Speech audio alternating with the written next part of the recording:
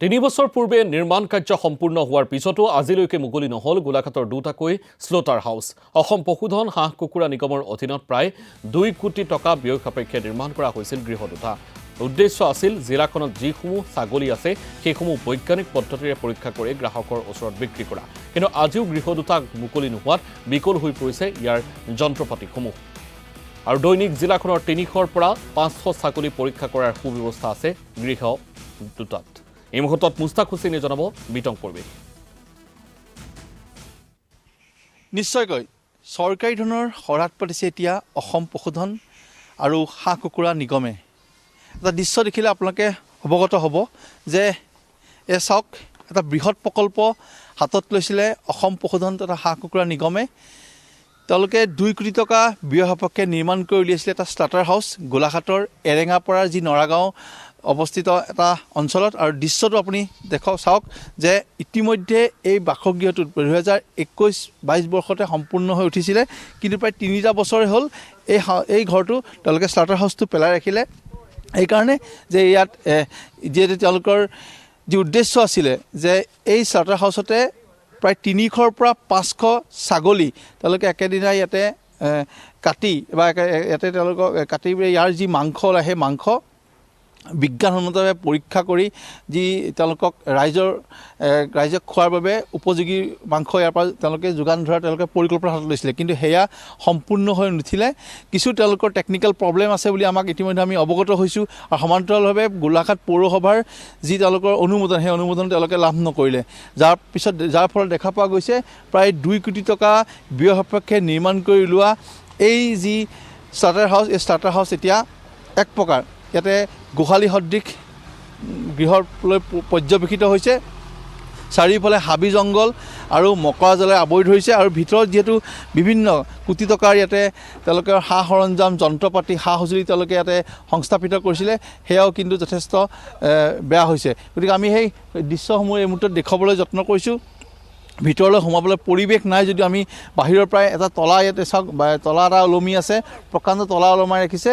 আৰু বিশেষভাৱে যদি আপুনি চাবলৈ যায় যে অসম পশুধন তথা হাঁহ কুকুৰা নিগমে কেৱল গোলাঘাট জিলাতেই নহয় সমগ্ৰ ৰাজ্যৰ বিভিন্ন জিলাত এই ধৰণে তেওঁলোকে এক বৃহৎ উদ্দেশ্য লৈ এই প্ৰকল্প হাতত লৈছিলে। কিন্তু তাৰ ভিতৰত অন্যতম এই প্ৰকল্প গোলাঘাটৰ এই প্ৰকল্প যথেষ্ট যদিও তেওঁলোকে সম্পূৰ্ণ কৰিলে, কিন্তু এতিয়ালৈকে কিন্তু তাৰ যি ফলপ্ৰসূ সেই তেওঁলোকে লাভ নকৰিলে। ৰাইজে বিশেষভাৱে শুভ উদ্বোধন কৰাই নাই। তাৰ পূৰ্বেই কিন্তু এতিয়া এই গৃহটো প্ৰায় 3 বছৰ ধৰি পৰি ৰৈছে। মূলতঃ চাবলৈ গ'লে এই যি তেওঁলোকৰ বৃহৎ প্ৰকল্প লৈছিলে যে ৰাইজক যাতে খুব ভাল তেওঁলোকৰ ছাগলীৰ মাংস যাতে তেওঁলোকক খুৱাব পাৰে, সেয়া কিন্তু হৈ নুঠিলে। গতিকে এই ধৰণে এতিয়া পৰি ৰৈছে। এক প্ৰকাৰ যদি চাবলৈ যায় আৰু যদি কেইদিনমান পিছত দেখে এইটো জহি খহি যোৱা অৱস্থা হৈছে।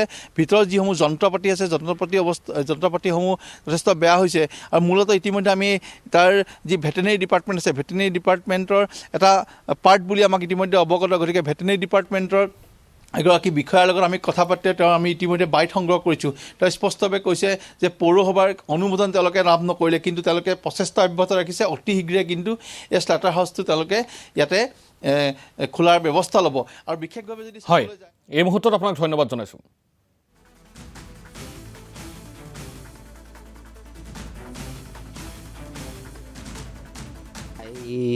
21-22 চনত কমপ্লিট হৈছে বনাই আমাৰ Assam livestock and poultry corporation দ্বাৰা এইটো বনোৱা হৈছিলে। আৰু এইটো বনাই তাৰপিছত মই জনামতে ট্ৰায়েল মেচিনাৰিজখিনিও আনি তাত ট্ৰায়েলো কৰিছিলে, কিন্তু ফৰ্মেলি সেইটো অ'পেনিং হোৱা নাই। অ'পেনিং নোহোৱাৰ ফলত আজি 3-4 বছৰে অ'পেনিং নোহোৱাৰ ফলত সেইটো বৰ্তমানো কাৰ্যক্ষম হোৱা নাই। আৰু এইটো এটা মহৎ উদ্দেশ্য আছিলে, কাৰণ আমাৰ ইয়াতে গোলাঘাটত যিখিনি ছাগলী বিশেষকৈ য'ত ত'ত হেৰি হয়, কছাৰীবিলাকে কাটি আনি আমাৰ বজাৰত বিক্ৰী কৰে।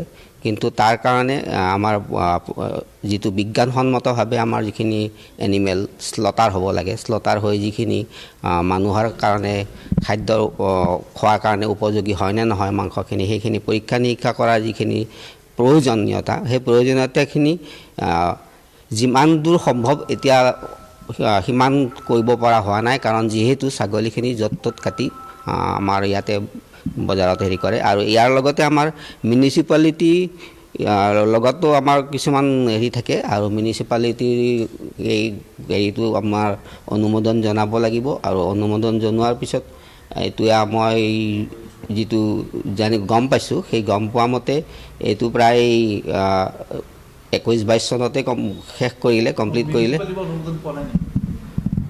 জনামতে মিউনিচিপালিটিয়ে অনুমোদন দিব লাগিব। অনুমোদন মষ্ট প্ৰবেবলি পোৱা নাই। মই নদিল